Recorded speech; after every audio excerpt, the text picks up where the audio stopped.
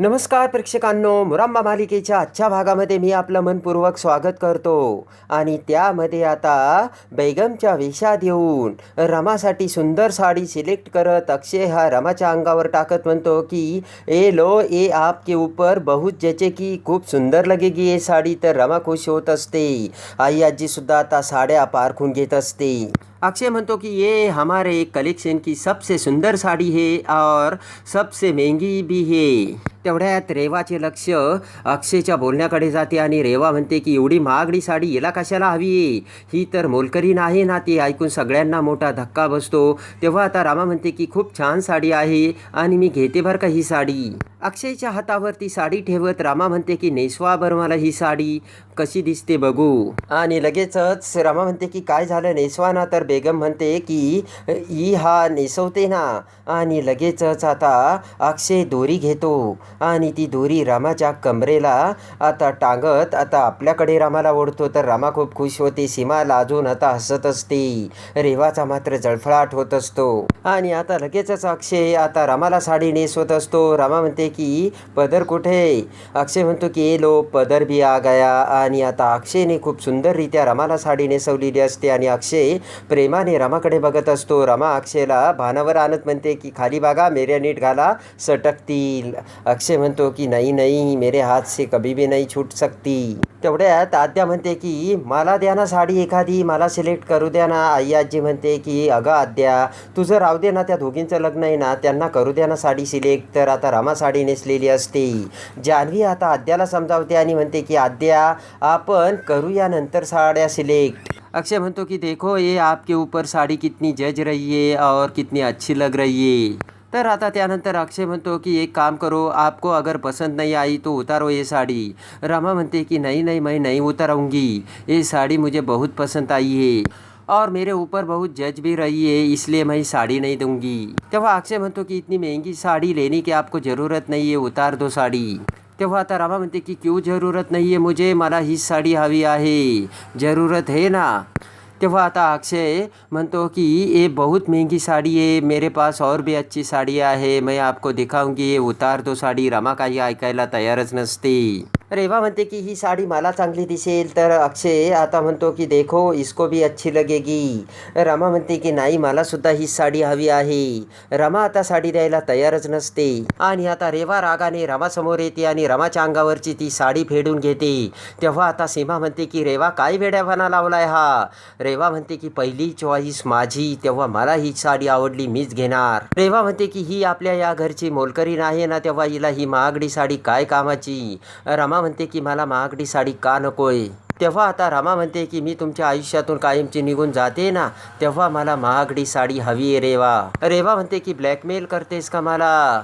तेव्हा आता ही साडी मी देणार नाही आणि ही साडी माझी. तर रमा म्हणते की मी तसं होऊच देणार नाही. तेवढ्यात आता रमा म्हणते की विचार कर रेवा, तुला वाटतंय ना मी ब्लॅकमेल करते, तर ब्लॅकमेलच करते. आणि म्हणते की रेवा जरा विचार कर, तुला ही साडी हवी आहे की माझा नवरा. रमा म्हणते की तशी सुद्धा रमा म्हणजे रेवा, मी या घरातून निघून चालली तेव्हा जाता जाता मी सगळ्यांना सत्य सांगूनच जाते, काय रेवा. रमा म्हणते की मग पुढे काय होईल, कसं होईल हे तुझं तू निस्तरव बरं का. रमाकडे बघत आता रेवा म्हणते की काही जरी झालं तरी मी ही साडी घेणार म्हणजे घेणारच. तर आता ती साडी हिसकावत रमा म्हणते की नाही, ही साडी माझी आहे. असे म्हणत आता दोघीही भांडत असतात. आय्याची सीमा त्या दोघींकडे बघत असते. इकडे आता अस्मित हा बाहेर आलेल्या शशिकांतला सांगत असतो की अक्षय माझा मित्र आहे, पण त्याच्या स्मृतीचं त्याला विस्मरण झालं आहे. त्याची स्मृती कधी येईल कधी नाही येईल ते मला सुद्धा माहिती नाही. इकडे आता अस्मित म्हणतो की जर समजा अक्षयची स्मृती परत आली आणि त्याला कळलं की आपलं रेवासोबत लग्न झालं आणि माझं रमासोबत, तर मग काय होईल. अस्मित म्हणतो की आणि मग त्याला रमासुद्धा आपण रमासोबत लग्न केलं हे लक्षात येईल, पण त्याच वेळेस माझं रमासोबत लग्न झालेलं असेल आणि मग त्याला रमाला सोडून द्यावं लागेल. असे आता हुशार अस्मित शशिकांतला सांगतो. आणि शशिकांत आता लगेचच अस्मितचे बोलणे ऐकून आता विचार करतो. हा जो बोलतोय ना त्याच्या बोलण्यात तथ्य आहे. अस्मित म्हणतो की मला माहिती आहे माझं लग्न होत नाही, पण तुमच्या सगळ्यांसाठी हे अवघड आहे, रमासाठी पण अवघड आहे.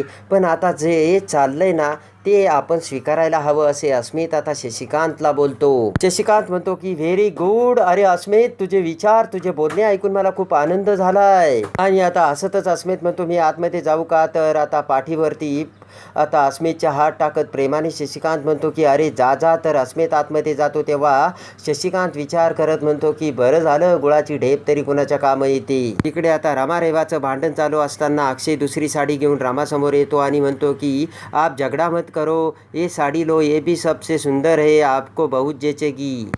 रेवा म्हणते की नाही, मला हीच साडी हवी आहे. आणि रमा तुला महागडी साडी हवी आहे ना, ही घे ती साडी. आणि असे म्हणत रेवा अक्षयच्या हातातील दुसरी साडी रमाला देते. इकडे आता रमा आणि रेवा ती साडी ओढत माझी साडी असे म्हणत भांडत असतात. तेवढ्यात अस्मित तिथे येतो आणि आता रमा म्हणते की हे बघ रेवा, सगळ्यात अगोदर मला ती त्यांनी साडी दाखवली होती. सीमा आता त्यांच्याकडे बघत रमा आणि रेवाला म्हणते की अगं तुम्ही दोघी भांडू नका, काय चाललंय तुमचं हे. आणि आता इकडे जान्हवी, आद्या कमॉन रेवा, कमॉन रमा असे म्हणत दोघींनाही प्रोत्साहन देत असतात. तर आता रमा रेवा साडी ओढत असतात. तेवढ्यात अस्मित आतमध्ये जाऊन कपडे बदलून पुन्हा शर्ट आणि पॅन्ट घालून तिथे येतो. इकडे आता अक्षय म्हणतो की क्यों दोनों झगड़ा कर रही है. आणि अक्षय आता सीमाला म्हणतो की आपको तो बड़ी चॉइस लगती है, आप ही बताइए किसके ऊपर ही साड़ी बहुत ज़्यादा जचेगी. तेव्हा आता सीमा म्हणते की मला वाटतं ही साडी रमालाच मिळायला हवी. तेव्हा रमा म्हणते की बरोबर आहे, आणि तू घेतली ना महागडी साडी रेवा, तेव्हा सोड ही साडी. इकडे आता जान्हवी म्हणते की एक मिनिट, आपण अस्मितला विचारूया रमासाठी कुठली साडी घ्यायची. तेव्हा अस्मित आता रेवाच्या अंगावरची ती साडीकडे बोट करत म्हणतो की ही रमासाठी घ्या. तेव्हा रमासुद्धा खूप खुश झालेली असते. तर रेवा म्हणते की काय रमासाठी घ्या, अजिबात जमणार नाही. आणि पुन्हा आता रेवा ती साडी रमाकडून हिसकावून तिच्या अंगावर टाकते. तर ते बघून अक्षय म्हणतो की अच्छा सुनिये, मैं ये सब झगड़ा सॉल्व करती हूँ. अक्षय रमाला म्हणतो की आप ये साड़ी लीजिए, ये खूप महंगी है और ये आपके ऊपर खूप जचेगी. आणि आता रागाने रमा ही अक्षयकडे बघते आणि अक्षयच्या पायावर जोराने पाय देऊन आता पुढे जाते. आणि दुसरी साडी हातात घेत पुन्हा आता पाठीमागे वळून जोराने अक्षयच्या दुसऱ्या पायावर पाय देते. आणि अस्मित समोर येत म्हणते की अस्मित, ही बघ बरं, ही साडी तुला कशी वाटते आणि मला छान दिसेल का? अस्मित म्हणतो की हो, ही सुद्धा रमा तुला चांगली वाटेल. आणि आता रेवाने घेतलेल्या त्याच रंगाची साडी रमाने सिलेक्ट केलेली असते. रमा आता अस्मितला म्हणते की याच रंगाचा कुर्ता अस्मित आपण तुला घेऊयात बरं का. तेवढ्यात आता अक्षय म्हणतो की तुम दोनों को एक ही कलर की तुमने साड़ी चॉइस की है, तुम्हारी जो शादी हो रही है वो भी एक ही मंडप में होने वाली है, तुम रहती भी एक ही घर में हो, दिखती भी एक जैसी हो, इतना सारा है, फिर तुम दोनों खुश रहो और झगड़ा मत करो, असे आता अक्षय दोघांना सांगतो. तेवढ्यात आता हळू आवाजात अक्षय रमाच्या खांद्यावर हात टाकत म्हणतो की तुम्हारी ये जो सहेली है ना वो बड़ी बेवड़ी है. तर लगेचच रमा खुश होते. अक्षय म्हणतो की उनको लगता है ये साड़ी खूप महंगी है और खूप अच्छी है, वाकई वो ऐसी नहीं है, खूप सस्ती साड़ी है ये. तर आता रमा खुश झालेली असते. राग घेऊन रमा म्हणते की मला पैशाचं काही देणं नाही आहे, मग स्वस्त मला काहीच कळत नाही, मला ती साडी आवडली होती तेव्हा मला ती हवी होती, आणि तसंही जे माझं होतं ना ते हिलाच लागतं. दुसऱ्या दिवशी अक्षय आता बाहेर येतो आणि विचार करतो की काय चाललंय माझ्या आयुष्यात, आणि या रेवाने माझ्या आयुष्याची माती केली आणि त्यामुळे मला हे सगळं असं करावं लागतं. तेवढ्यात आता अक्षयला त्याच्या मोबाईलवर कॉल येतो आणि आता लगेचच अक्षयने ठेवलेला तो माणूस अक्षयला सांगतो की हे बघा, आरती मोकादामांना ज्या ड्रायव्हरने उडवलं होतं तो फरार झाला. तेव्हा अक्षयला राग येतो. अक्षय म्हणतो की कसा फरार झाला आणि तुमचं लक्ष कुठं होतं, काय करत होतात तुम्ही? तो माणूस म्हणतो की मला वाटतंय त्याला कोणीतरी गायब केलं असणार. तेव्हा आता अक्षय म्हणतो की काय बोलताय तुम्ही? तर आता तो माणूस म्हणतो की मी आता काय करू सर? तर अक्षय म्हणतो काय करू म्हणजे लक्ष ठेवा. तेवढ्यात आता अक्षय फोन ठेवतो आणि विचार करतो की आता रेवा मी तुला सोडणार नाही. इकडे आता आई आजी तिच्या बेडरूममध्ये बसलेली असताना रेवा आई आजीसाठी प्रेमाने कॉफी घेऊन येते. आई आजी म्हणते की रेवा अगं तू काय वागतेस, तुला काही कळतंय का? रेवा म्हणते काय झालं आई आजी? आई आजी म्हणते की अगं रमाला जी साडी लागत होती त्याच साडीसाठी तू भांडत होती. रेवा म्हणते की मला ती साडी आवडली आणि फायनली मला ती मिळालीही.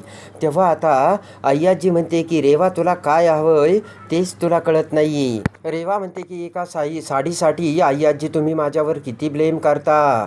तर आता आई आजी म्हणते की फक्त एका साडीचा प्रश्न नाही आहे, खूप तुझे गोष्टी अशा आहेत ना. जर तुझं अक्षयवरती प्रेम असतं तर दुसऱ्या मुलाचा हात धरून तू अशी गेलीच नसती रेवा. रेवा म्हणते की आई आजी तो माझा पास्ट होता, तेव्हा तुम्ही माझा पास्ट का ओपन करताय? तर आता आई आजी म्हणते की अगं प्रेझेंट टेन्समध्ये सुद्धा तू काय करते तेच करते ना. अक्षयसाठी तू या घरात आलीस आणि तू काय करून बसलीस? अभिषेक सोबत लग्न करून बसलीस रेवा. अगं तुझ्यामुळे अभिषेकची अवस्था काय झाली तुला कळतंय का? मला त्याची अवस्थासुद्धा बघवत नाही. किती हसता खेळता होता तो आणि आता तू काय करून ठेवलंयस ते ना. रेवा म्हणते की आई आजी मला कळतंय तुमची ही अवस्था का होते ती. पण आई आजी मी तुम्हाला सांगते, मी हे जे काही करते ना ते मुद्दाम नाही करत, तर ते ॲटोमॅटिकच तसं होतंय. आणि तुम्हाला मी सांगते अभिषेकचं आणि माझं लग्न झालं नव्हतं, तो पेला होता आणि आम्ही मंदिरात जाऊन फक्त. तेव्हा आई आजी म्हणते की मला कळतंय गं सगळं.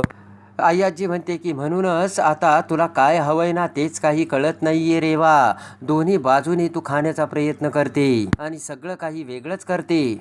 रेवा म्हणते की मी हे सगळं मुद्दाम नाही घडवून आणत, माझ्या मनात सुरुवातीपासून फक्त अक्षयच होता आई आजी. रेवा म्हणते तुम्हाला तर माहिती आहे माझ्या आयुष्यात काय काय झालं ते, आणि त्यामुळे मी सगळ्यांसमोर वाईटच बनत गेले.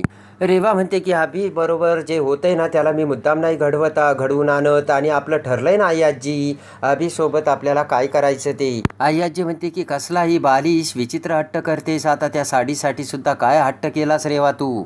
रेवा म्हणते की यात माझं काय चुकलं आई आजी? अहो रमाने जी साडी सिलेक्ट केली होती ती तिने अक्षयला इम्प्रेस करण्यासाठी केली होती आणि अक्षयला साडी आवडावी म्हणून तिने साडी घेतली होती. तेव्हा मी असं कसं होऊ देईल? तेव्हा आता लगेचच आई आजी म्हणते की प्रश्न साडीचा नाही आहे रेवा, तू रमासोबत भांडली, तिने जर ऐनवेळेस काही केलं मग. तेव्हा म्हणते की मला आता माझी चूक कळली आई आजी, मी असं करते की मी आत्ता रमाकडे जाते आणि ती साडी पुन्हा रमाला देते. आई आजी म्हणते की अगं बाई नको असं काहीतरी पुन्हा विचित्र करू, पुन्हा वेगळा काहीतरी हट्ट करशील आणि पुन्हा काहीतरी वाईट होऊन बसेल. रेवा उठून उभा राहत म्हणते की डोंट वरी आई आजी, जे रमाला हवं आहे ना तेच मला हवं आहे. रेवा निघून जाताच आई आजी म्हणते की कसली मुलगी आहे ही. कधी कधी मला वाटतंय की या रेवापेक्षा ती रमा जास्त हुशार आहे. इकडे आता रेवा ही रमाकडे येते आणि दरवाजातून रमाकडे बघत विचार करते की रमा आता मी काय करणार तुला माहिती आहे का? तुझी साडी मी घेणार आणि माझ्याकडची साडी तुला देणार. आणि आता रमाकडे येत रेवा म्हणते की रमा काय चाललंय तुझं? अच्छा ठीक आहे, मला काय म्हणायचं होतं रमा तुला कळतंय का? मगाशी तू जी महागडी साडी घेतली ना ती साडी मला हवी आहे. तेव्हा रमा म्हणते की आता परत काय झालं रेवा? रेवा म्हणते की का म्हणजे मला माहिती आहे रमा तू स्मार्ट आहे, म्हणजे स्वतःसाठी तू महागडी साडी घेतलीस आणि मला स्वस्तातली घ्यायला लावली ना, पण मला आता ती साडी पुन्हा हवी आहे असे रेवा रमाला बोलते. ते ऐकून आता रमा ही हात जोडतच म्हणते की बरं झालं देवाने बुद्धी दिली, पटकन रेवा मला ती साडी दे आणि तुझी साडी ही घेऊन जा. तेव्हा आता रेवा म्हणते की रमा तुला असं म्हणायचंय की तू जी साडी घेती ती साडी अक्षयला देखील आवडणार का? तेव्हा आता विचार करत रमा म्हणते की मला काय माहिती त्यांच्या मनात काय आहे, मी कसं ओळखू ते. रमा म्हणते की पण बाई मला अगोदरची साडी खूप आवडली होती, ही साडी मला फारशी नाही आवडली. तेव्हा आता रेवा पुन्हा विचारात पडते. रमा म्हणते की ही साडी खूप महागडी आहे, तेव्हा तू परत घेऊन टाक रेवा. तेव्हा आता रेवा म्हणते की तुला जर आवडणारी साडी अक्षयला आवडणार असेल तर हा चान्स मी का घालू रमा? रेवा म्हणते की साहजिकच जर त्याला ती साडी आवडली तर त्याला मी पण आवडणार ना. तेव्हा आता रेवा म्हणते की मग मी ती साडी माझ्याकडेच ठेवून घेणार, तुला देणार नाही. हसतच रमा म्हणते की अगं पण ती साडी तुझ्याकडेच आहे ना.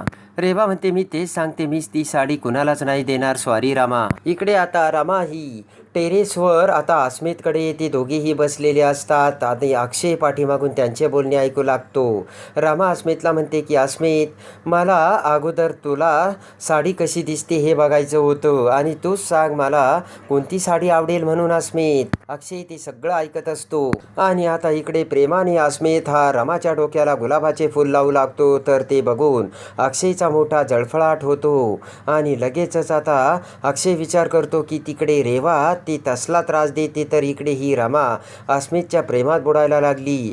ताबडतोब आता सत्य सांगावंच लागेल असा विचार करून अक्षय रागाने तिथे येतो आणि अस्मित लावत असलेली गुलाबाचे फूल आपल्या हाताने ओढून घेतो. रमा म्हणते की काय करताय, तो माझा होणारा नवरा आहे.